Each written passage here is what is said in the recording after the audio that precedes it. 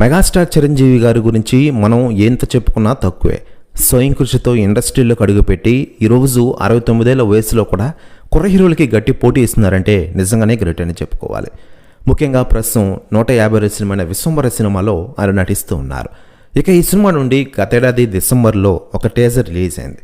ఆ సినిమాపై ట్రోలింగ్ ఎక్కువ పెరిగింది. ముఖ్యంగా విఎఫ్ఎక్స్ బాగాలేదని, మెగాస్టార్ చిరంజీవి గారు చిన్నపిల్లలు చేసే సినిమాలో నటించారంటూ చాలామంది నెగిటివ్ కామెంట్స్ చేసిన విషయం తెలిసిందే. దీంతో అప్పుడు చాలామంది సెలబ్రిటీలు ఈ సినిమాపై ఫైర్ అయిన విషయం తెలిసిందే.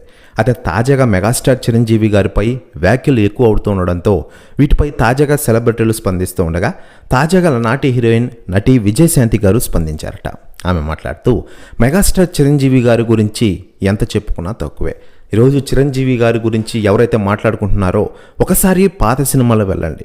మెగాస్టార్ చిరంజీవి గారు ఒక రేంజ్ని క్రియేట్ చేశారు తెలుగు ఇండస్ట్రీలో. ఆయన మించిన నటుడు ఇండస్ట్రీలో లేడు. చిరంజీవి గారితో మీకు పోటీ ఏటిరా, ఆయన అప్పుడే మెగాస్టార్ అంటూ సంచలన వ్యాఖ్యలు చేశారట విజయశాంతి గారు.